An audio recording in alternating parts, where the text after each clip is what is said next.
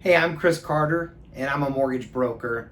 And we're going to talk today a little bit about, refinancing the home that you own to consolidate debt. It's a pretty important topic for a lot of people. And before we get into that, I'd love to have you subscribe to my channel. You'll see a button floating around here somewhere, so feel free to subscribe, and then of course reach out if you'd like to have more information on this or any other topic that I'm talking about. So, you know, every home is owned by somebody. I talk a lot about this topic. And if you are renting or you own, that home is owned by somebody, whether it's you or somebody else. And there's a lot of good reason why that is. But think about it. If every home is owned by somebody, then it must be a pretty cool thing to be a homeowner.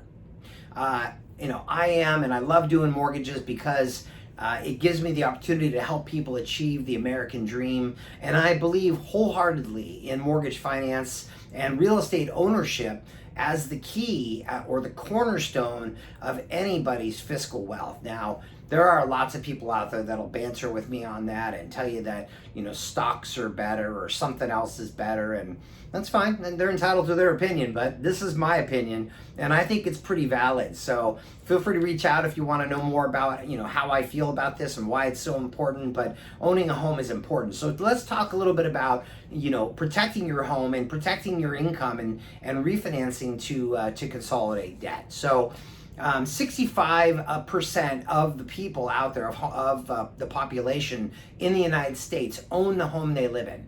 That means you, for the most part, have some kind of a debt, unless you're, great with money, make a ton, live below your means. Most people have debt, whether it's just mortgage debt or mortgage debt and a car payment, or mortgage debt and 2 car payments, or that plus credit cards, or that plus credit cards, student loans, and other stuff. Like, a lot of people are swimming in debt. And I do know this, that, making money is really important, but protecting the money that we make is even more important. So how do you protect that money, right? You work hard, you go to work, or you obtain income from whatever source you obtain it from, and it's hard, and you want to keep as much of that money as you can, right? I mean, sure, we all like to spend, and the billboards and the stores and the world, subscribes to this idea of spending our money. Well, that's because everybody else wants your money, but we all want to keep our money. So how do we do that? Well, it's not as easy as it may seem, right? You can cut down on your spending, but habits are habits. And we typically go back to what we like to do versus what we should do. It's like eating healthy. How long are you going to do keto? I do keto and I do intermittent fasting, but how often can I do it? Can I do it every day for the rest of my life? Oh, heck no, I'd get bored. I need ice cream.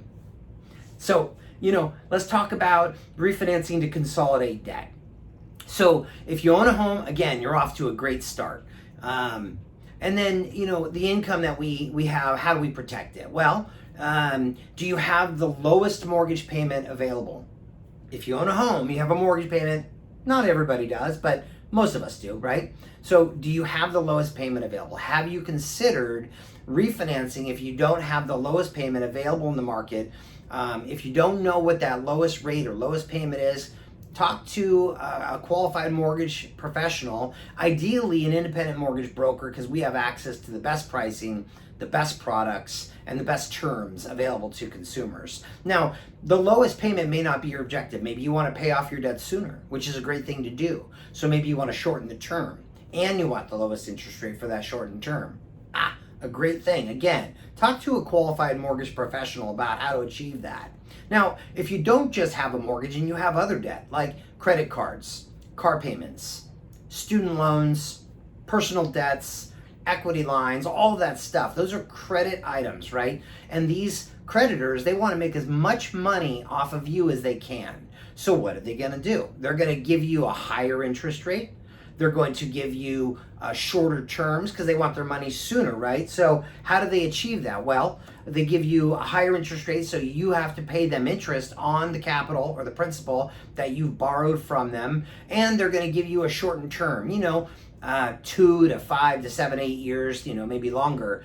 And then credit cards are a whole different story. They typically take like 36 years to pay off, and most of us never do.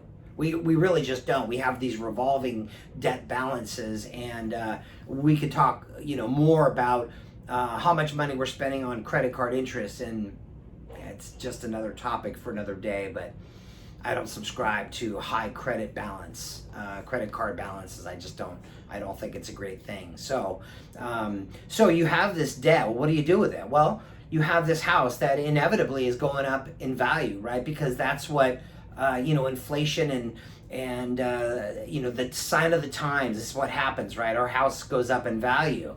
Well, if you're not taking advantage of this equity that you're developing, you're growing, it's just sitting there. So why not take advantage of it, right? I mean, if you knock on the walls of your house, you have all this money sitting in there, but you can't access it unless you finance your house. So talk to a qualified mortgage professional. Somebody like me, I'll take a look at the whole picture. You might even call me to say, hey, I want to lower the payment on my house. Okay. Well, I also am going to take a look at your credit during that process. And if I see that you've got a lot of debt, I might say, hey, Mr. or Mrs. Homeowner, you've got all this debt. What about maybe paying it off? And a lot of times people are reticent to do so. They're concerned about raising their mortgage balance up. But meanwhile, you're paying all this high interest debt, and it's killing you. Maybe not physically, but financially, it's strapping you.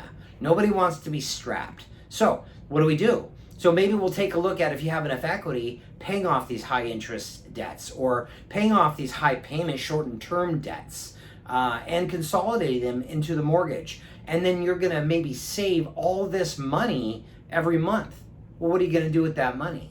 Well, that's another conversation, but it can be utilized to your benefit. So you've got, let's say you save $500 a month by paying off all this debt through your mortgage, and now you've got $500 a month more. Well, you could go on vacation every month. You could go buy yourself nice stuff every month. Splurge, whatever you'd like to do. Or you could save and invest in your future, right? Which is going to be hard to protect. So start now. So you save $500 a month. Well, what about paying down your debt? Oh, well, we just paid off all that debt through our refinance, Chris Carter. You just did it for us, don't you know? Well, yeah, but you still have a mortgage, right? So maybe take that $500 a month and pay your mortgage down. Do you know how much faster you could pay your mortgage off by paying an additional payment to your principal every month? Well, I can tell you, it's not that hard to calculate. There are free tools on the Google, which I call it, which you can go find yourself and run some numbers, or call me and I'm happy to run those numbers with you. Now, again, it takes discipline and you have to want to do it. But these are powerful tools, and you could save yourself a lot of money, interest, time. We all are going to retire at some point. We can't work forever. So how much money do we want in retirement?